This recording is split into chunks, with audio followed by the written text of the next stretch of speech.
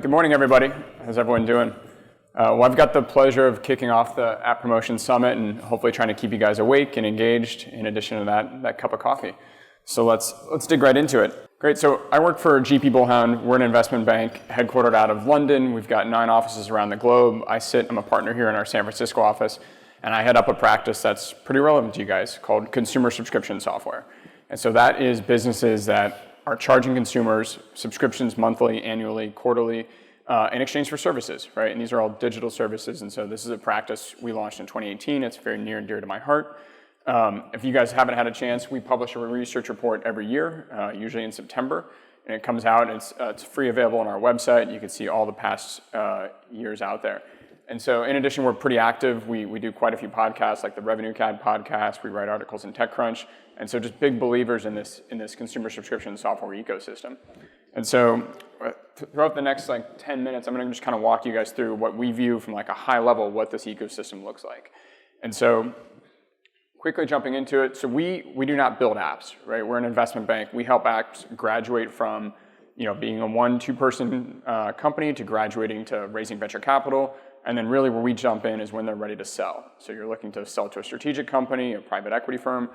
That's when we get the phone call, that's when we come in. So we sit at 30,000 feet, we talk to strategic buyers every day, we talk to private equity investors every day, and most importantly, we talk to entrepreneurs, we talk to builders. So we have a really good lens on what's happening in the ecosystem. And so just a couple deals here. As you can see, we started doing, we're an investor as well, so GP Bullhound has a couple investment funds. So if you guys are familiar with FishBrain, it's a fishing app. We've been an investor in that for years. If anyone's a gamer, we're an investor in Discord, which makes most of its money through consumer subscription software. We're an investor of Vivino, which is a wine consumer subscription software business. And then where I spend most of my time is on deals, on transactions. So if anyone's a hiker, we sold All Trails in 2018 to Spectrum Equity. If anyone's trying to learn language, we sold Busu to Chegg just earlier this year. If anyone's a mountain biker, we sold Pink Bike to Outside. And so as you can see from that top row, we've got about 8 deals in the market right now. And so it is an incredibly active time for us. Even though there's all this doom and gloom that we'll talk about, buyers and sellers are very interested in kind of moving to the next chapter. So we've got a couple of deals under offer that we're working through, and it should be really excited and getting announced quite shortly.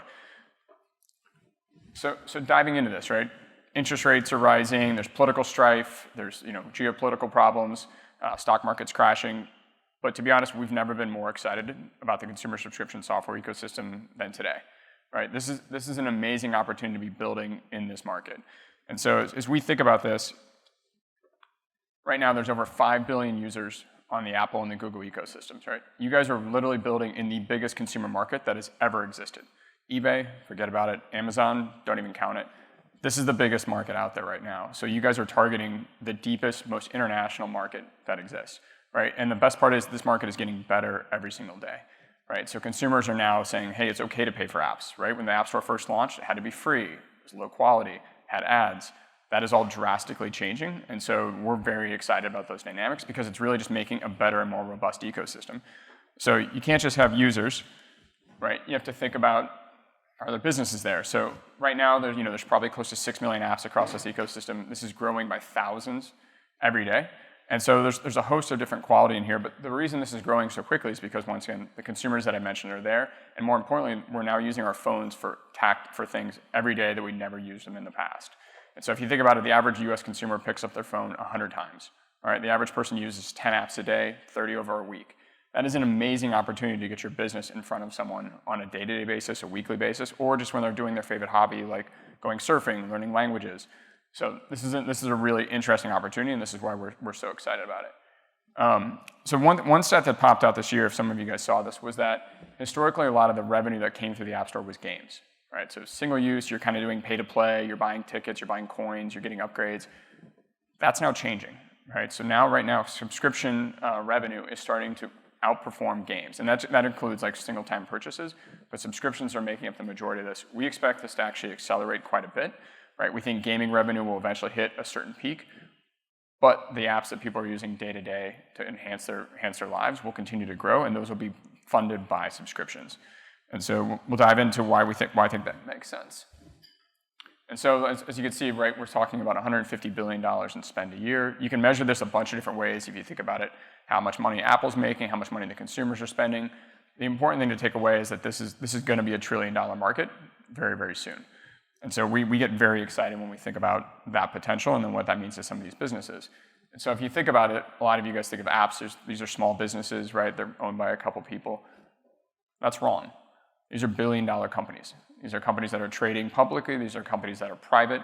It's a whole host of different businesses that can all operate in this consumer subscription ecosystem. So, when we look at these names, I bet if you guys all look down at your phone right now, I bet a lot of you guys will recognize these names. Some of them may be new to you, but the important thing is these are all really successful companies. And they don't just exist in fitness, right? Everyone's heard of doing fitness on your phone during COVID. Probably some of you guys have used some of the dating apps. There's finance apps, there's workout apps, there's music apps, there's language learning apps, right? There's health apps. So the category that's expanding through CSS is growing every single day, and these businesses are getting better and better at providing services to consumers in exchange for a really valuable subscription. So, but we'd be lying to you, right, if we said that things aren't challenging, right? No one can pick up a newspaper and feel really positive about where the world is today, right? That's just a really hard challenge to do. The news is not super good.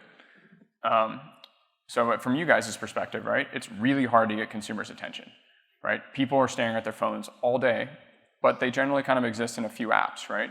They're generally looking at Instagram, maybe they're playing video games, listening to podcasts, they're on Twitter. I don't know if you guys have heard, but TikTok's getting a lot of attention these days. So it's really, really hard to get consumers' attention these days. And so something we think about quite a bit, right, is how the social networks, they usually absorbed quite a lot of everyone's minutes that they're using on their phone is through the social networks.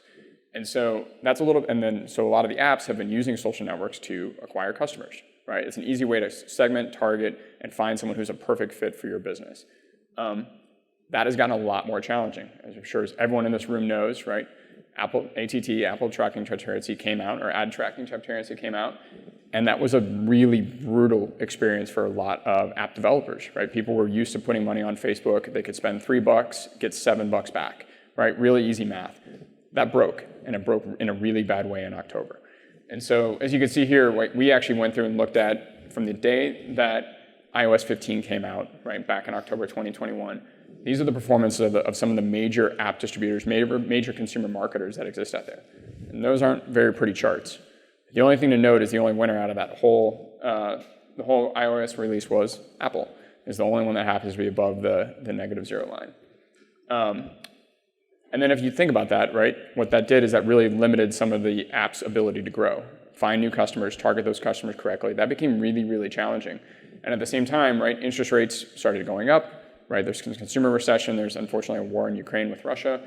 And so valuations across the board have dropped off a cliff, right? So if you looked at this chart, right, where this is our index of CSS companies that are publicly traded, right? These have all been starting to trade, 5, 6, 7 times revenue. That's a really exciting number, right? That has dropped off a cliff and it's come back down to 4 times, sometimes 5 times, depending on which type of business you're looking at.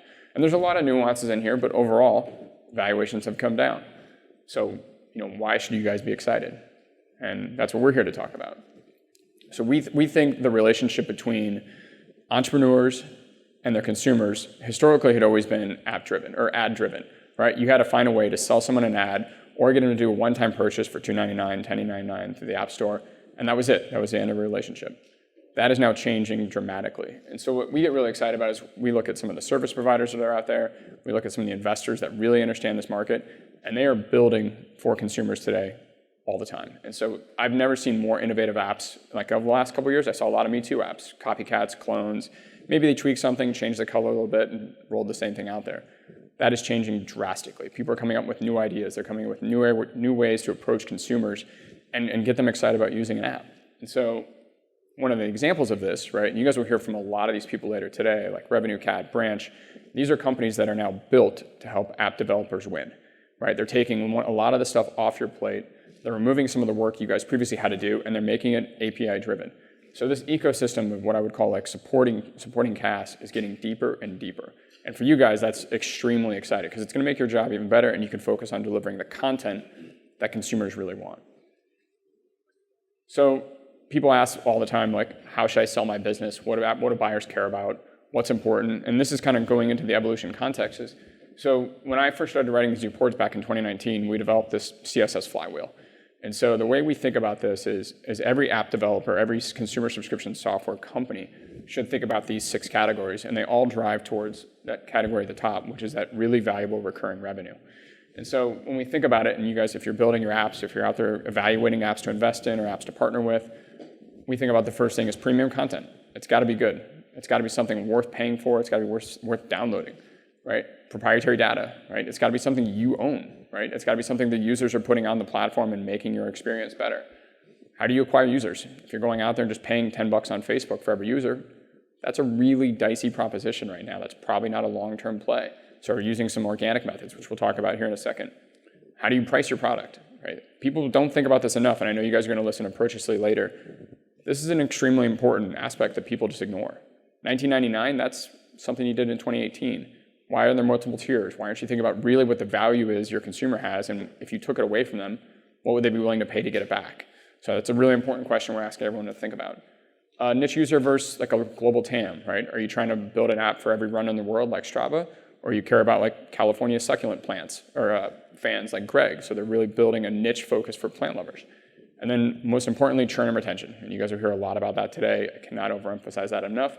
And it's truly the value of, did you deliver value for the consumer? Did they churn or not, right? And that's the ultimate test. So one thing we talked about in our latest report is the power of community. Historically, apps were a one-to-one relationship. You picked it up, you open up the app, and you engage with the app, right? There's no one on the other side. That's changing, and it's changing really positively for, we think, some really big impacts. So if you think about it, right, if you're a movie fan, you can jump on Mubi and you can engage with other movie buffs. That's an amazing experience. That'll make you really likely to want to come back, right? If you're a fisherman, you can jump on FishBrain and you can post photos of every fish you want that no one else wants to see on Facebook, right? That's a great network for you, right? If you're a gamer or maybe intro in cryptocurrency, Discord's the place to be. You open that app up and you immediately find like-minded people to talk with. And so if you're a new mom, WeMom is an amazing community of people that you've probably never met but have the exact same problems you do. And now all of a sudden you've opened up an app and you've entered a community versus entering a one-to-one relationship. We think this is going to be a big driver of some huge businesses in the future. Next one we talked about, as I mentioned, a lot of this ecosystem was funded through advertising on social networks, specifically Facebook, Instagram. That's changing, and it's changing quite a bit. And so the apps, the businesses we work with, right, they usually have very unique ways of acquiring customers at a low cost. And so a couple of the items we thought through is there used to be 3 main channels where you could find audiences. That's drastically fragmenting in a really fast way, which is great for you guys. It might make it a little more challenging, but it's great long term. And so we've seen a lot of people have success with YouTube, SoundCloud, Reddit has been a powerful platform over the last couple of years. And so then down here at the bottom, we kind of highlighted, ways people can attract users in a pretty unique and differentiated way versus trying to find them on Facebook. So, if you look at, I mentioned Mubi and Greg already, but think about if any of you guys are surfers here, there's a business called Surfline. They've got cameras set up at every major beach around the world, and you can go there and look on that camera at any time and see how the waves are. That's a powerful, powerful data moat that no one else can beat, and people will talk about that. Right? If you think about free trials, All Trails, Pink Bike, they get you to use it, test it out, see how your experience was. If it's an amazing experience, you subscribe. That is a really powerful tool. Power users. One of my favorite businesses is Quizlet, which does education content. So if you post content on there, you get a lot of information back. So you can learn really efficiently through that platform. RV Life is another great platform where if you post content out there, you all of a sudden continue to gain fans, you become a leader in that community. That's a really important position in life for a lot of people. And then obviously content. I guarantee everyone in this room probably subscribes to at least 2 of those in the bottom. It's an expensive game, but listen, it does work. Those are billion-dollar companies for a reason. This is something we talked about in our last report, but it's becoming more and more important every day. A lot of apps used to focus on vanity metrics. Users, how many people do you got? How many people are opening your app? How many downloads do you have? We argue that's probably the wrong focus. Right, so we did a deep dive into a lot of our clients and tried to decide why were they successful. And the analogy we came back with is kind of like a tourist versus a local, right? So tourists are the ones that come in, they open the store, they shop around, and they leave. And that's okay, right? That's not a bad thing, that happens. But if you're building your business for the long term, you should be focusing on locals. What do they care about? What do they need? What do they use? Right? What gets them to stay around, right? So that the locals might only be 10% of your user base, but they might be 90% of your revenue. So we encourage you to really think about that as you're kind of evaluating building your product. This one's going to be interesting. Web3 is absolutely something we're keeping an eye on. Now, we've seen a lot of smoke, a lot of mirrors, a lot of flash fires, but Haven't seen, and there's been some really lucrative businesses that have been built. Nothing that's known the test of time yet, but talk to me next year. I bet that'll be a very different answer. But we think the fact that people can now start using Web3 to offer memberships to people, you can now sell your membership back to someone else. Those are going to be really powerful features that we believe other people are going to build into their apps and create some pretty interesting products. So then a lot of people ask us, what do we look for, right? We're the banker. We come in. We want to evaluate your business in numbers, dollars, cents, KPIs. And so a lot of the time we spend with our clients, right, is what are your numbers? And so if someone asks, like, what are the 6 numbers we usually look for, right? It's how fast you're growing, right? Are you getting new users, right? What are your gross margins? Do you pay a ton for content, or are your users contributing to the content? That's a phenomenal. That's 2 very different different dynamics. LTV to CAC, I know you guys are going to spend a lot of time on that later today, so I won't belabor that. And then free to paid conversion rate is the next one I focus on, right? That's a really important one for people that are focusing on downloads and then getting those people to subscribe. And so a couple things just to think through as we're almost to the end of this. Everyone focuses on numbers. I could not stress enough how important compliance is, regulatory compliance, employment compliance, making sure all your documents are in order. Like, really track this stuff. It's easy to get lost in the mix as you're trying to just build. But I cannot stress how often we've had deals get tripped up around tax issues. They get tripped up around employment issues. And definitely on the privacy side. The definition of what is healthcare information is changing every minute in different geographies. So it's really important to understand where your users are and what those regulations are in those industries.